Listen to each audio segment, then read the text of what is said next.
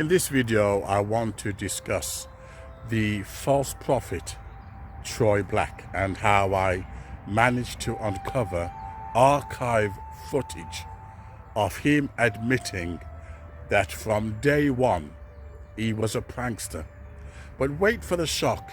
It wasn't the kind of prankster where you as a young person you'd probably pull on your brothers and sisters.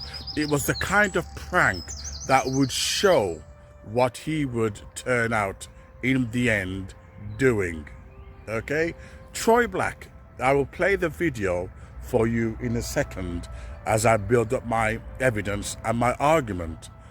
Troy Black admitted that he used to pretend to be psychic and was able to move things by the power of clairvoyance.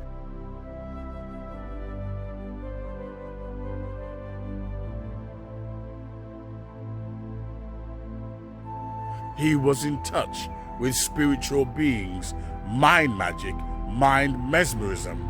So what he would do, he would pretend that the video recorder moved on its own accord.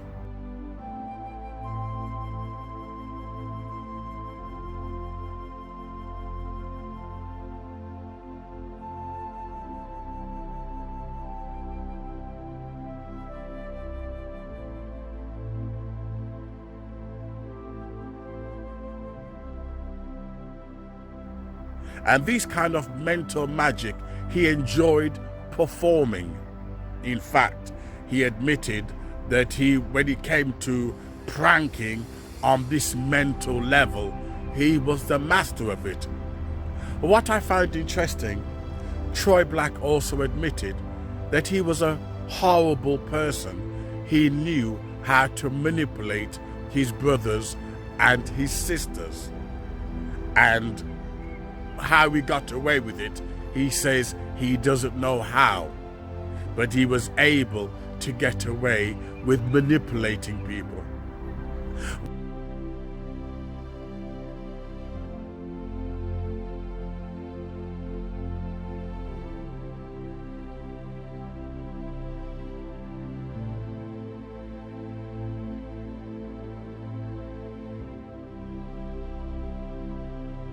What's interesting, in one of his old videos, this is how vulnerable and gullible people are. Even though he admitted he was a prankster, a liar, a deceiver, an astrologer, someone who's used to using mesmerism, mental magic, a sleight of the hand, like Paul Daniel. His earlier followers actually says, "I like your prank videos, but please, could you give me also some Bible inspiration?"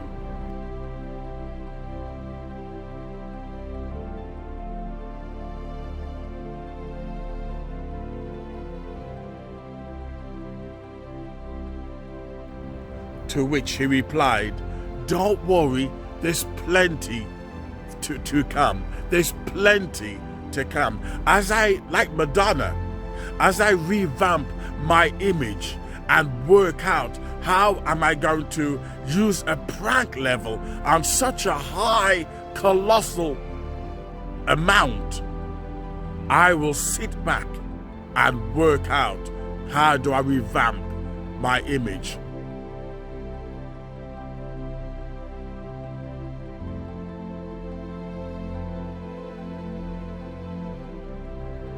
One that would last for a very long time.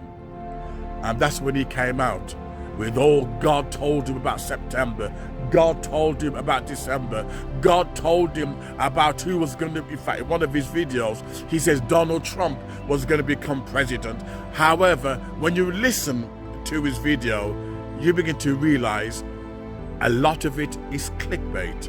A lot of it, he uses psychic tone, a psychic delivery, where he never gives you specific prophecy. Was his name Bernard or Barnard? Yeah. Why would he say that? That's our nan. Oh, your nan? Sorry. All the things that you channeled today, like, you know, George Bull, that all came from a story that I made up. Does that mean that you cheated? I did.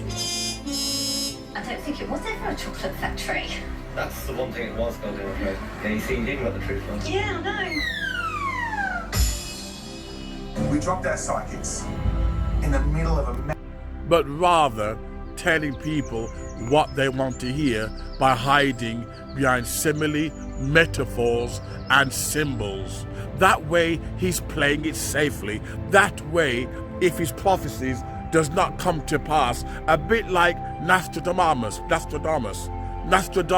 his fan club, his illiterate writings, his illiterate symbols is open to interpretation because it has that kind of poetry. Anybody can come along and says, well, it was referring to Lady Diana. Any die-hard fan. So Troy Black, he uses Nostradamus type astrology when reading the Bible and claiming that God is talking to him. I think Hillary Clinton will be elected president. Wrong. That is absolutely Wrong. I was starting with a gentleman, first off, and with this man, with who? Reg. And he's also mentioned Frank. Thank you. In his younger years, I can see the uniform. In his younger years, please, I don't know what he was in the Air Force. I don't feel he was a pilot because of his attire, but he's keen to show me that. And he's transported back to the age in which he has. He may not even be family, he may be just known to you.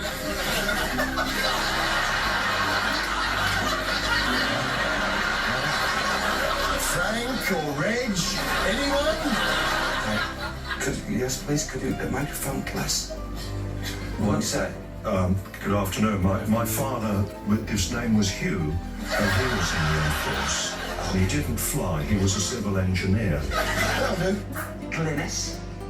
Do you know Glynis? Or Glennis? Living, physical? No, it doesn't ring any bells. It doesn't. Earlier, I invited 3 mediums to a one-time But he's using a symbol and a kind of metaphor where you can't tie him down. And notice how God talks to him every single day of the week, and people buy it. Gullible, mentally ill people buy those kind of fake faith healers, those kind of fake prophets. They can't govern their own lives. So someone like Troy Black comes along, and as he says, there's plenty more to come, don't worry. He promised to his friends, and this video I still can't find, how he was going to prank the church. And to this very day, he's still pranking the church and getting away with it. It was by sheer, inverted commas, sheer luck that I managed to find his website, to notice how he sounded too much like psychics, too much like clairvoyants, but using the Bible as a metaphysical twist. Using the Bible, if you like, to give him credibility. And even though a lot of his false prophecies never come to pass, because they're not biblical, he's lost in symbols and metaphors, and as long as he can rely on those patterns, you will never find out the wolf that he really is.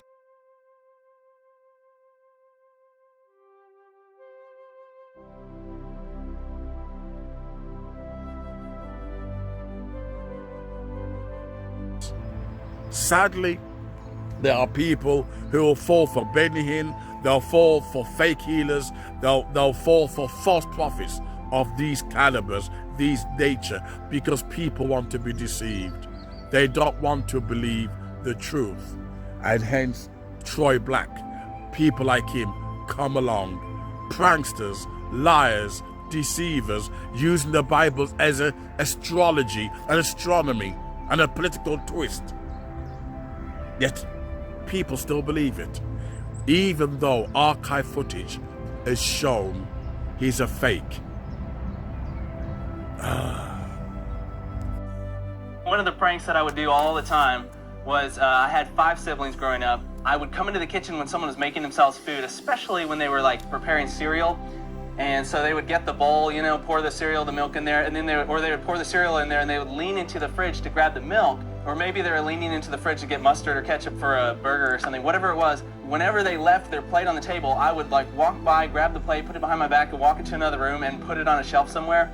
Anyways, it got old really fast, but I never stopped doing it because I thought it was hilarious. Another prank that I played one time that was awesome. Of course, my brother didn't think it was that great, but I had one of the original Xboxes. And so anyways, I brought him into the room one time and I said, hey, Reese, the disk drive can open and shut when you tell it to. And so I said, open, and then the little disk drive opened, and then I said shut, and it shut. And so he was convinced. He really believed it. And so I told him, why don't you try? And so he started trying to talk to it or whatever, and I was like, you got to get closer because it can't hear you. And so he's standing over it saying, open, open, open. And I think he even got our sisters to try it too.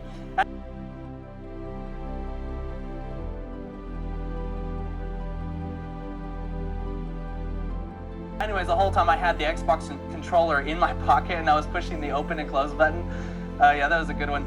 Another one my wife reminded me of was a time when you can tell that I wasn't the nicest brother in the world, but in the end I kind of learned my lesson, and I'll get to that in a second. My wife recently reminded me that of a time when I played a prank on all of my siblings, and they actually told her about this, I think probably before we got married.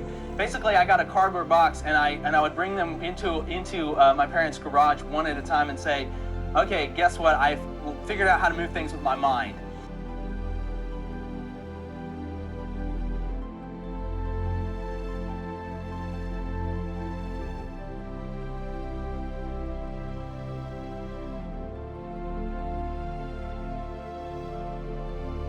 And so I would have this box like set up on, we had like a weight bench in there, I'd have it set up on the weight bench, and it would just be sitting there, and I would like move my hand, and all of a sudden it would like fly off the weight bench and like slide a little bit across the floor.